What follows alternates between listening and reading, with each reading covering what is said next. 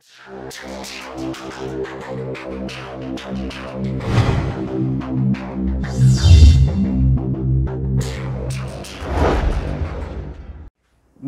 2021년 1월 28일 이정훈입니다. 오늘은 그동안 국내 문제 때문에 많이 말씀을 못 드렸던 국제 정치에 대해서 좀 설명을 드리겠습니다. 지금 상당히 판이 바쁘게 돌아가고 있는데 대한민국은 뭐라 그럴까요?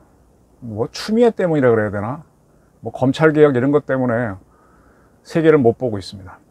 가장 대표적인 게 미국이 그렇게 열심히 군사작전을 해가면서 백신을 개발한 걸 문재인 정권이 거의 1년 내내 방기하고 있었던 것이 그 증거가 될 수 있겠죠. 오늘의 제목은 미중 세계대전의 쫄, 바둑판에, 장기판의 쫄이 된 문재인입니다. 좀 제목이 너무 과한가요? 과하다고 보는 거는 아마 문재인 대통령을 좋아하시는 분들이 있고, 냉정하게 보면은 거의 뭐 사석처럼 되고 있는 거 아니냐. 바둑 둘 때 사석이 뭔지 아시죠? 저는 그렇게 봅니다. 문재인 대통령 고전보다 못한 지도자 될 것인가? 부재입니다. 오늘 아침 조선일보 보신 분들은 좀 놀랐을 거예요.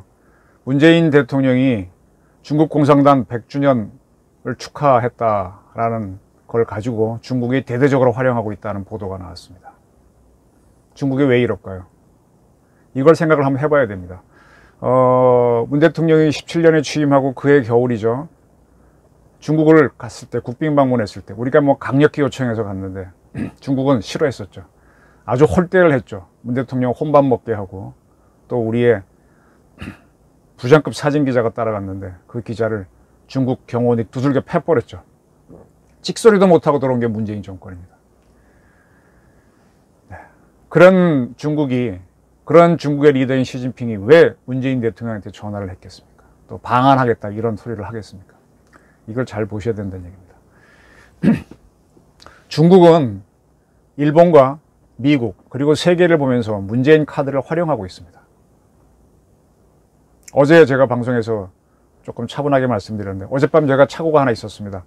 노영민 씨를 비서실장이라고 그랬는데 노영민 씨가 또 이영민 씨로 바뀌었죠. 근데 현 비서실장이 하도 존재감이 없어서 제가 노영민 씨로 잘못 말씀드렸습니다.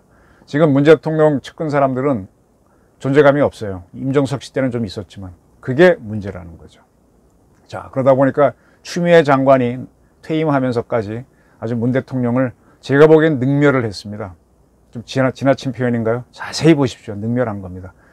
윤석열 씨를 찍어내려고 하다가 거기 실패하니까, 그리고 윤석열 씨 징계와 더불어 당신도 나가 그러니까 아주 독하게, 물론 뭐 많은 발톱을 감추고 했지만 능멸을 하고 퇴임을 했습니다. 그러한 대통령이니까 시진핑도 충분히 이용할 수 있죠. 참, 문 대통령이 안팎으로 너무 차이고 있습니다. 우선 일본 문제부터 정리를 해볼게요. 일본은 전 세계에서 유일하게 원자폭탄을 맞은 나라입니다. 그리고 2011년 원자력 발전소 사고를 당한 나라입니다. 후쿠시마 사고가 있었죠. 쓰나미 때문에. 쓰나미가 일어난 것만 해도 큰 재앙인데 후쿠시마 사고까지 당했죠. 일본은 올림픽을 한번 취소한 경험이 있습니다. 1940년 도쿄올림픽을 열려고 했다가 일본이 2차 대전을 일으켰기 때문에 당연히 이 올림픽은 전쟁 중이었고 열리지 못했죠. 그런데 2020년 작년에 올림픽을 연기했고 올해 하려고 하는데 이 올림픽도 취소해야 되는 상황으로 몰리고 있습니다. 코로나 때문이죠. 일본은 세계에서 유일하게 2번 핵 재앙을 당했습니다. 원폭을 맞았고 후쿠시마 사고를 당했습니다. 그리고 지금은 세계에서 유일하게 2번이나 올림픽을 취소해야 되는 나라로 몰리고 있습니다. 그만큼 코로나가 세계적으로 문제라는 얘기죠. 일본의 사정이 좀 절박합니다. 자료를 보게 되면 일본 정부는 우리 돈으로, 일본 중앙정부는 12조 원을 투입했다. 올림픽을 위해서 투자를 했고, 도쿄도, 우리로 얘기하면 서울특별시죠. 거기는 또 15조 원을 투입했다라고 나옵니다. 그리고 도쿄올림픽 조직위원회도 한 6조 원, 7조 원 정도 투입했고, 기타 등등이 있어갖고 도합 35조 원, 우리 돈으로 35조 원을 투입했습니다. 근데 이거는 정부와 공공기관의 투자고, 호텔이라든지 식당 이런 민간 부분의 투자는 또 얼마인지도 모릅니다. 외국인들이 많이 올 거 예상해갖고 호텔 지은 사람들 많겠죠. 증축하거나. 이렇게 많은 투자를 했는데 올림픽이 취소되면 우선 올림픽 입장권, 그게 한 7천억 원으로 예상이 되는데 이게 다 사라지죠. 그리고 TV 중계료 굉장히 큰 수익인데 사라지죠. 그리고 올림픽을 계기로 많이 돈이 돌아가니까 경제가 활성화될 수 있다는 기대감, 그 큰 기대감도 사라지게 되죠. 올림픽을 취소하게 되면은 이제 그런 걸 대비해서 보험이 있는 모양인데 거기에 보험 받을 수 있는 돈은 한 1조 원 정도로 지금 알려지고 있습니다. 근데 이 올림픽 취소 보험금이 나오려면 뭐 천재지변이나 뭐 전쟁 이런 것이어야 가능한 걸로 해석이 되고 있습니다. 도쿄가 스스로 취소를 결정해버리면 도쿄도가 한 푼도 못 받을 수도 있다. 그런 얘기도 나오고 있습니다. 이렇게 큰 경제적 손실이 있는데도 이 도쿄올림픽 취소 이야기를 꺼내는 것은 일본 국민들입니다. 일본 국민의 한 8할 정도가 취소를 지지하는 쪽으로 조사되고 있습니다. 이유는 많은 외국인들이 들어오고 그 외국인과 일본인들이 이동하다 보면 코로나가 창궐한다는 거죠. 돈 몇십조 원 날리는 것보다가도 코로나가 더 걱정이라는 얘기입니다. 일본은 지금 백신을 제법 수입한 걸로 아는데 자기네 FDA에서 검사를 해서 안전성이 입증되지 않았기 때문에 아직 백신 접종을 조만간 한다고는 합니다. 근데 아직 못하고 있는데 올 7월까지 다 맞추기는 어려울 겁니다. 이게 일본 국민들은 굉장히 부담인 거죠. 일본은 돈이 있으니까 올림픽 안 해도 좋다 이겁니다. IOC는 올림픽 하자는 입장이에요. 뭐 그들은 그걸로 돈을 벌어야 되고 투자한 게 별로 없잖아요. 이벤트를 해야 돈을 버니까. 중계료도 벌어야 되고. 근데 일본은 많은 투자를 했는데도 국민들이 반대하면 못하는 거 아닙니까? 그래서 일본이 상당히 고민인데 이제 조만간 봄이 되면 이제 프로야구 시즌이 열리잖아요. 그래서 이 썸머리그를 해보면서 무관중으로 일단 아마 할 겁니다. 그게 이제 정착 좀 돼보고 또 약간의 관중도 풀어보고 해서 문제가 없으면 올림픽을 할 수도 있지만 아마 어려울 가능성이 높습니다. 시간이 너무 없습니다. 자, 일본이 동경올림픽을 못하면 다음으로 타격을 받는 나라는 중국입니다. 시진핑이 문재인 대통령한테 전화를 한 이유는 있습니다. 내년 2월 4일부터 20일까지 베이징과 하북성에서 동계올림픽이 열립니다. 제가 며칠 전에 한번 정리를 해서 말씀드렸죠. 중국은 코로나 통제를 잘하고 있다고 자신감을 피력하지만 미안한 얘기지만 중국을 믿는 것은 없습니다. 중국이 만든 것 중에서 세계 최강은 무엇이냐? 중국제는 다 부실하다는 얘기 많이 하잖아요. 어디 가서 중국제라 그러면 사람들이 에이 그러잖아요. 중국의 힘은 두려워하지만 중국제는 에이 그러지 않습니까? 중국이 만든 것 중에서 세계 최강은 코로나라고 합니다. 이 코로나가 겨울이 되면 지금처럼 더 창궐하죠. 내년 2월에 창궐할 수 있습니다. 근데 중국이 올림픽을 잘 치를 수 있을까요? 지금 조 바이든 미국 신정부도 코로나가 중국에서 발원했다는 걸 밝히기로 했다라고 분명히 주장하고 있습니다. 그리고 화해를 찍어내기 위한 노력도 거듭하고 있고요. 중국에 대한 무역 제재도 이어가겠다고 하고 있습니다. 미중 경쟁은 지속합니다. 바이든 정권에서도. 지금 코로나 상황, 우리도 지금 뭐 2.5 단계를 연장하고 그러는데 도쿄도 힘들어요. 도쿄는 더 힘들어요. 우리가 상대적으로 좋은 편입니다. 근데 지금 베이징은 서울이나 도쿄보다 훨씬 지금 상황이 안 좋습니다. 지금 뭐 하도 국내 뉴스 때문에 외신기 뉴스가 안 나와 그러는데 베이징 남부는 지금 사실상 폐쇄 상태입니다. 상하이도 지금 꼼짝 못합니다.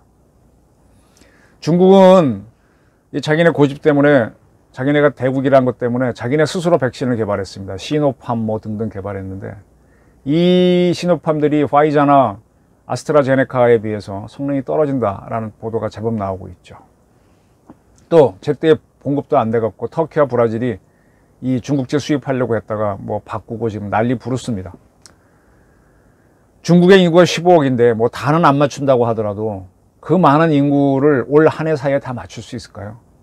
일본도 한 2억 가까이 되는 인구를 다 못 맞출 걸로 보는데, 그리고 동계올림픽 앞두고 또 많은 외국인들이 들어오면은 그분들에 대한 백신은 또 어떻게 할 겁니까?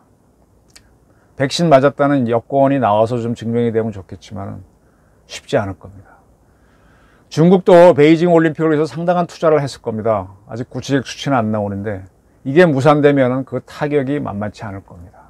그럼에도 불구하고 올림픽을 연다고 하면 중국인들이 지금 일본인들처럼 불안해할 겁니다. 네, 빼도 박도 못합니다. 고도 못하고 백도 못하는 그런 상황에 시진핑이 몰려있다는 겁니다. 베이징이 취소되면요, 지금 일본은 도쿄올림픽이 취소되면 지금 스가 총리는 집권한 지 몇 달 안 됐지 않습니까? 또 일본은 또 의원 내각제니까 금방금방 누가 대체할 수도 있어요. 근데 지금 시진핑은 집권 2기거든요. 근데 상당한 독재를 하고 있는데 이 사람이 흔들리게 되면 중국 전체가 휘청할 수도 있다는 얘기입니다. 또 하나, 이걸 놓치지 말아야 됩니다.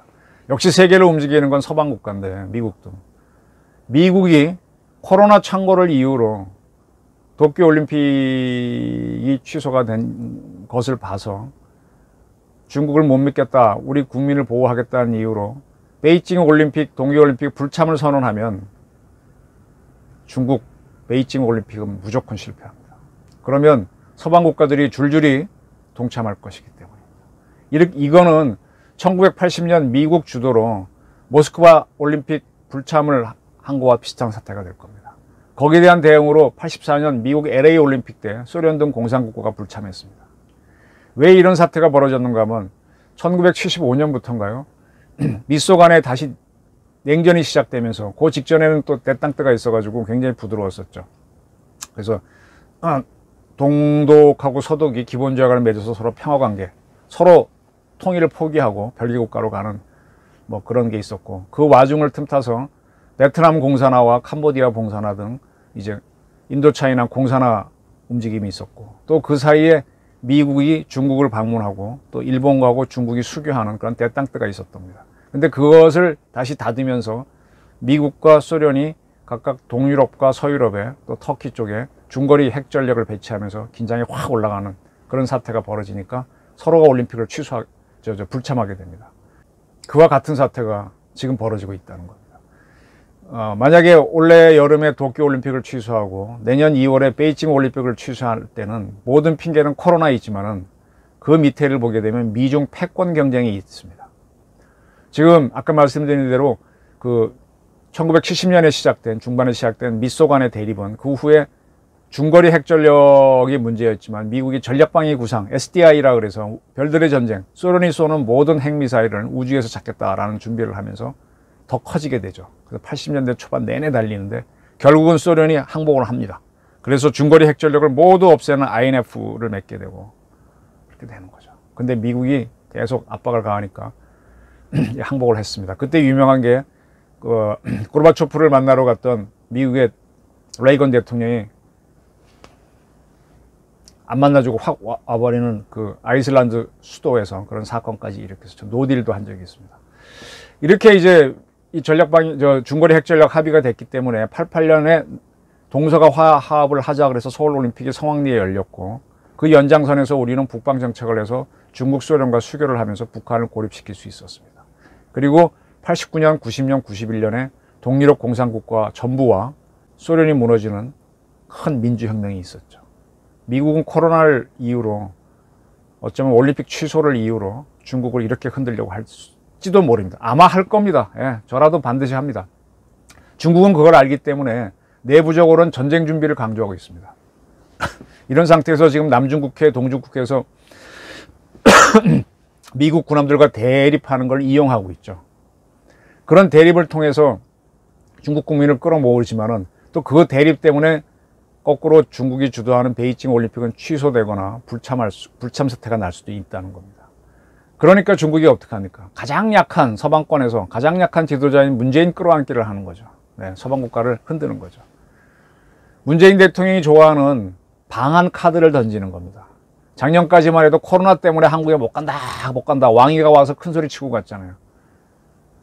근데 지금은 갈 수 있다고 문재인 대통령한테 전화를 했습니다.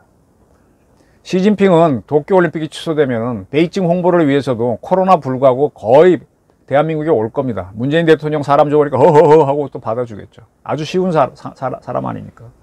추미애 장관이 그렇게 모욕을 주고 나가도 아무 소리 못하는 대통령이니까. 또 대한민국 기자가 대통령 따라가서 맞았는데도 찍소리 못하는 대통령. 중국 가서 혼자 밥 먹은 그런 대통령이니까. 문재인 대통령이 왜 약하냐? 지금 무슨 미련이 있는지 인도태평양 전략에 참여하지 않고 있잖아요. 쿼드에도 불참하고 있고 쿼드 플러스에 참여한다는 얘기도 안 하고 있습니다. 북한과 어떻게 해보려는 의지 때문에 중국을 활용하려는 욕심 때문에 그렇습니다. 그걸 중국이 다 알고 있잖아요. 근데 중국도 북한을 어떻게 함부로 못해요. 미국도 우리 함부로 못하는데 중국이 북한을 함부로 하겠습니까? 자, 이런 것이 이제 대한민국을 이렇게 이러한 지도자가 이끄는 대한민국이 위태로워지는 것이죠. 대통령이 국제정치라든지 이런 거에 또 자기 아는 것도 딸리고 줏대도 비교적이 아니라 부족한 사람이죠. 근데 문제는 도와주는 사람도 초기에는 운동권 출신들이 임종석이니 뭐 조국이니 뭐해서 으쌰으쌰 하다가 지금은 다 튕겨 나갔잖아요. 그리고 유영민 실장 들어선 다음부터는 지금 이영민 실장 지금 뭐 도와주는 사람도 없고 사실상 청와대에 청콕하고 있잖아요. 대통령 부부 모두. 활달한 김정숙 여사도 거의 활동 안 하고. 자, 지금 국정원이 완전히 무력화되어 있죠. 네? 문정권에서 김병기라고 하는 국정원 출신 직원이 주도해서 만든 국정원법 개정안 때문에 국정원이 완전히 죽어 있습니다. 대통령한테 무슨 제대로 된 보고하겠습니까? 외교부가 제대로 하겠습니까? 외교가 굉장히 중요한 건데 통역사 출신을 장관으로 맞춰서 의전 장관 이렇게 하다가 또 이번에는 대통령 시키는 대로 하는 나이 많은 장관을 했으니 외교부에서 무슨 제대로 된 보고를 해주겠어요. 국가안보실은 더 하죠. 지금 외교부 장관으로 간 사람이 실장하다가 국정원에서 북한하고 만나는 거나 열심히 했던 서훈 씨가 실장하고 있는데 무슨 대통령한테 국제정세에 대한 보고를 하겠습니까? 자기가 한 것들이 있는데. 검찰 개혁하니 국정원 개혁하니 경찰 개혁. 네, 과거사를 한다는 이유로 막 이렇게 다 뒤집어 놨으니 안보기관 동시 개혁을 한다고 하면서 개판을 만들었으니 이런 꼴이 되는 거죠. 제가 여러 차례 말씀드렸지만 외교에 실패하면 모든 걸 잃을 수 있습니다. 외교에 실패하면 전쟁이 날 수도 있습니다. 물론 군사력이 있으면 막을 수도 있지만 군사력까지도 약한 나라가 외교를 실패하면 큰일을 당합니다. 고종이 취약국가 조선의 리더인 고종이 청과 일본 사이에 왔다 갔다 했기 때문에 왔다 갔다 했죠. 강화도 조약 이후 이모군란 뭐 정신없이 왔다 갔다 했죠. 자기 살라고. 그러다가 청일전쟁에서 일본이 승리하니까 그때 일본이 어떻게 합니까? 고종은 어떻게 할 수 없으니까 고종의 부인을 살해하는 을미사변을 일으키지 않습니까? 그런 다음에 고종이 어떤 행태를 보여요? 일본이 무서우니까 또 러시아에 붙지 않습니까? 러시아 일본 사이 왔다 갔다 하다가 그리고 나서 러일 전쟁에서 일본이 이긴 다음에 어떡합니까?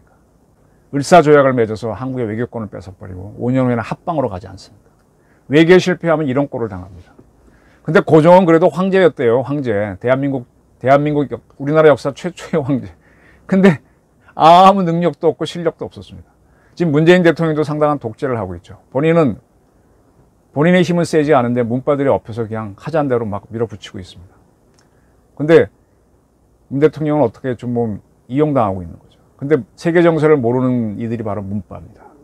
이렇게 되면 어떻게 되는 겁니까? 노론 세력에 휘둘렸던 고종이 조선 대한제국을 어떻게 만들었습니까? 누가 문 대통령을 바로잡아 줄 수 있나요? 어쩌면 고종이 왔다 갔다 하면서 한 거는 도와달라고 하나의 그런 몸부림이었겠죠. 저는 어쩌면 문 대통령도 문바고 뭐고 다 싫고 나 좀 구해줘 SOS를 치고 있지 않을까 그렇게 생각을 해봅니다. 본인이 지금 모든 걸 결정 안 하고 결정해 갖고 오면 그거 따르는 그런 모습이잖아요. 네.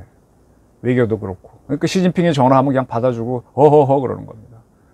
이렇게 돼서 우리는 미중 장기판에 쫄이 됐습니다. 쫄. 왜 이런 꼴이 됐는지 한번 생각을 해봐야 됩니다. 일본도 중국도 미국이 상황을 이용해서 흔드는 국제정치는 당하지 못합니다. 미국의 힘은 생각보다 강합니다. 근데 그 미국에 맞서겠다고 한 게 임종석 등 초기의 청와대 멤버였고 그리고 문바들이었고 거기에 업혀가는 대통령은 그거 하다 보니까 자기 세력을 맞춰야 권력이 유지되니까 하는데 그 세계 정세에 안 맞으니까 죽을 지경이죠. 경제는 안 되고. 근데 민주당에 같이 있는 호남계라 그럴까? 호남계에 스스로 들어가 있는 추미애 장관은 나가면서 대통령한테 아주 뭐 한 바가지 퍼붓고 갔죠. 이거 어떻게 합니까? 왜 대한민국이 장기판이 쫄이 됐는지, 왜 문재인 대통령이 고종보다 못한 지도자가 될 수 있는지 한번 생각해 보십시오. 그리고 방안을 찾아서 액션으로 가는 거를 같이 고민했으면 합니다. 감사합니다.